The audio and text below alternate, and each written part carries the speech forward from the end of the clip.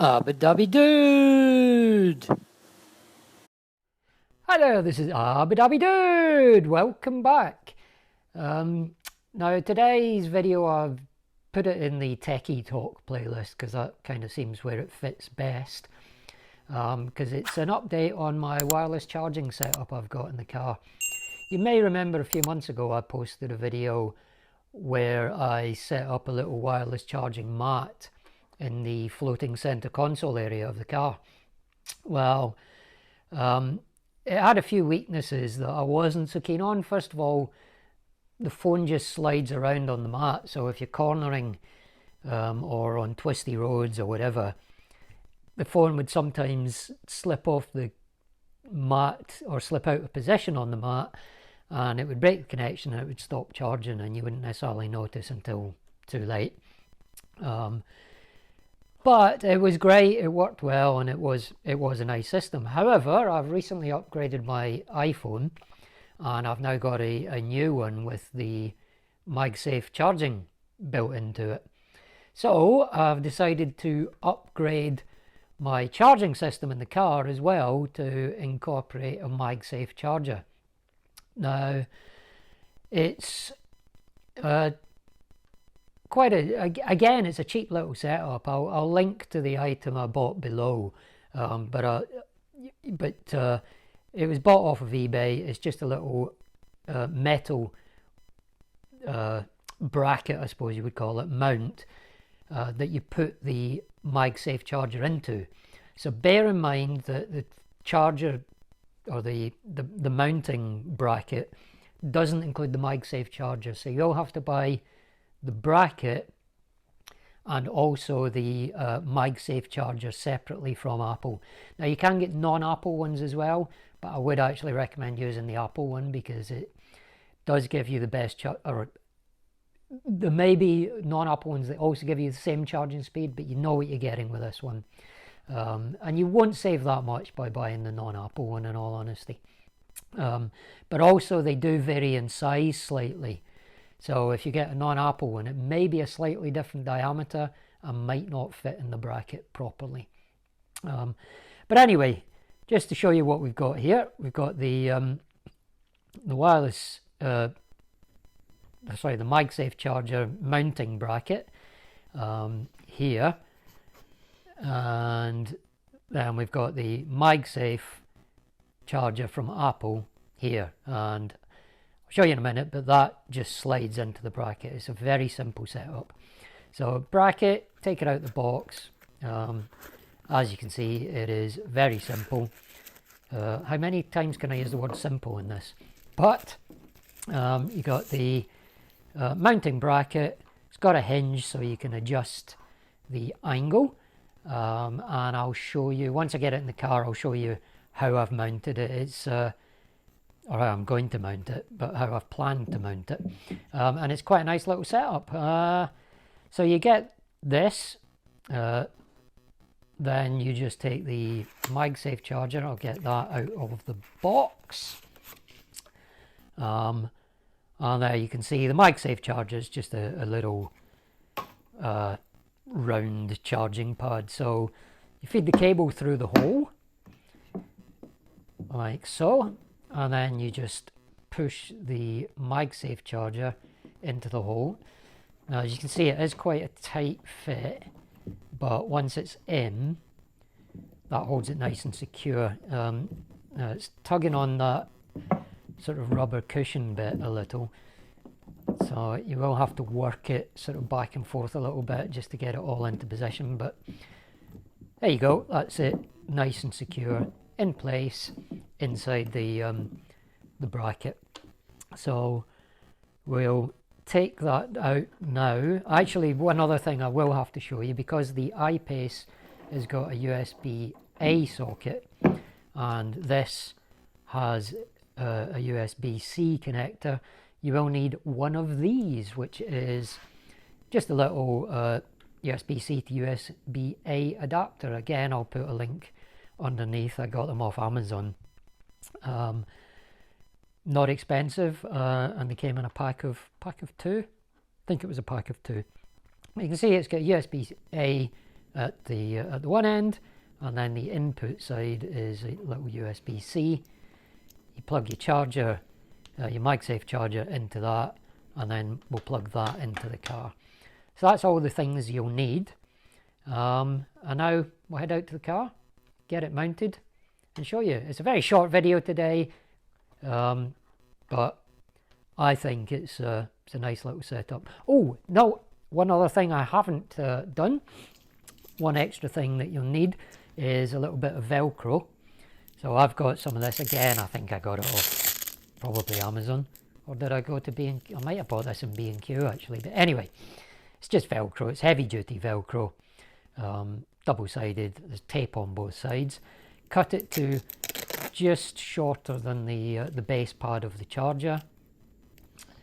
And then stick it on the charger like so. And then when we get out to the car, that's what we'll be using to mount it, so it's quite easy to remove it.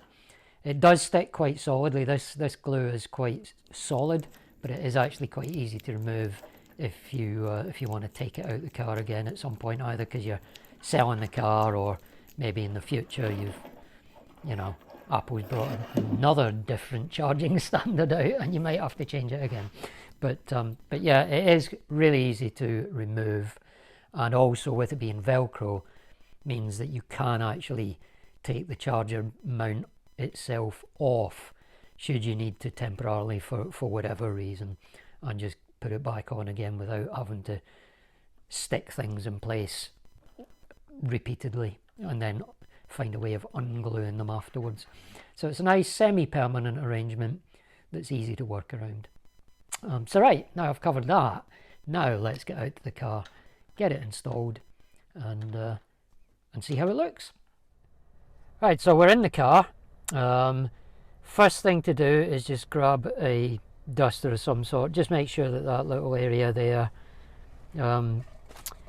between the two sort of struts of that folding center console, make sure that that's dust free, because that's where we're going to stick the charging bracket. Now if I just kind of hold it up just as a sort of test positioning, you can see where it's going to stick. It's going to stick on the bit that kind of slopes up there, and then we'll stick that down, feed the wire through to the USB socket, and that's all there is to it really. So we'll start off, feed the wire through the gap in the center, pull it out through the gap at the back there, and then you get your charging bracket, whatever you want to call it, the metal bracket thing. Take the paper off the Velcro, and then just position it centrally, just so that the back edge of it is flush with the back edge of that sloping section, and then you just press it down into position, then adjust, just make sure I press it firmly, and then adjust the angle of the bracket to how you want it to look. Okay, so that's that done, and then basically I'm just gonna feed the cable around the back here. I'm going to push it down the side of the chair. Basically, I mean, you can do whatever you want. You can bundle it up at the back of the charger and route the cable round with maybe a bit of blue tack or whatever you want, but I'm just going to do it like that. Make sure I push everything to the right place so I can still get my hand in to that center section there if I want to, without catching it on the cable. And then you plug the USB socket into, or the USB plug rather, into that USB socket at the top edge of the center console there at the back of the center console, and adjust all your cabling so it's as neat as you can get it, and there you have it.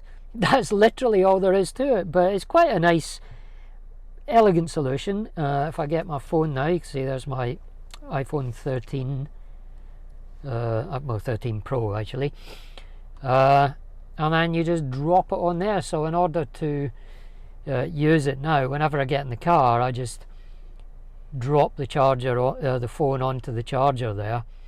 The magnets hold it in place, and it's almost as an extra display screen.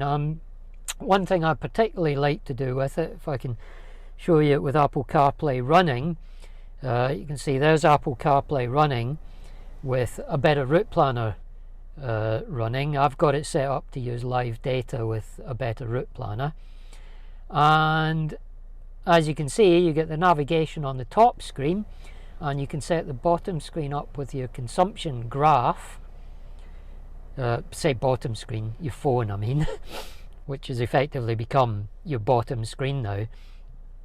Set that up with your consumption graph, and then you can just quickly track as you're going along whether you're above or below. You'll see as you progress you get green and red lines. That shows your projected graph for your journey of energy usage.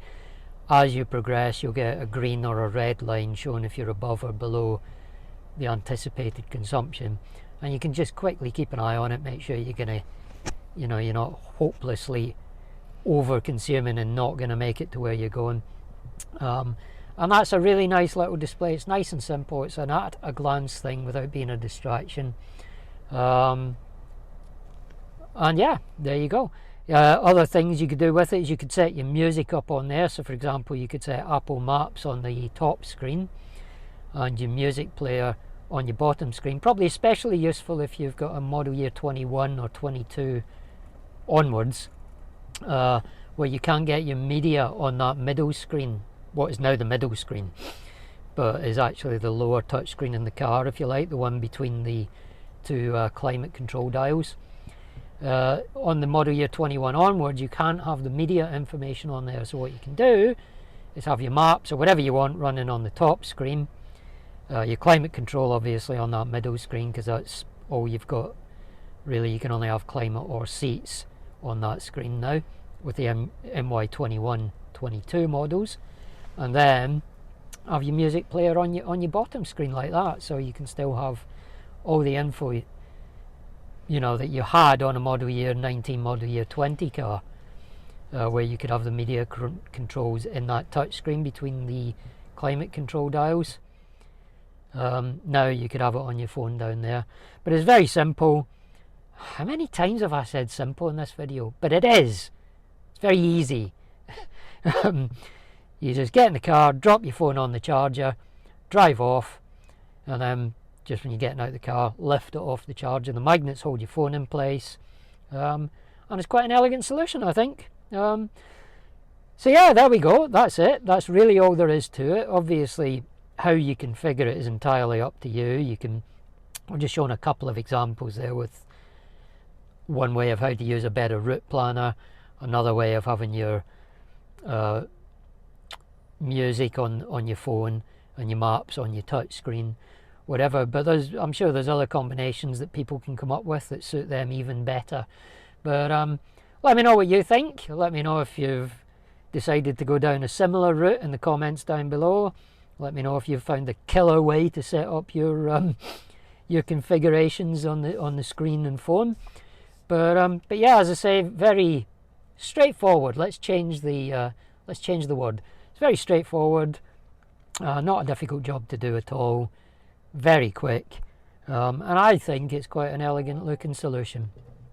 Let me know what you think. Don't forget to like the video as ever if you have liked it, and do please subscribe. If you do subscribe, click on the little bell. That'll make sure that you get a notification when I upload a new video.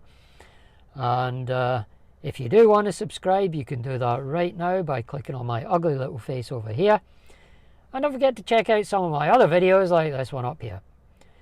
Till next time, this is Abu Dhabi Dude saying so long, take care, see you soon. Bye! Abu Dhabi Dude!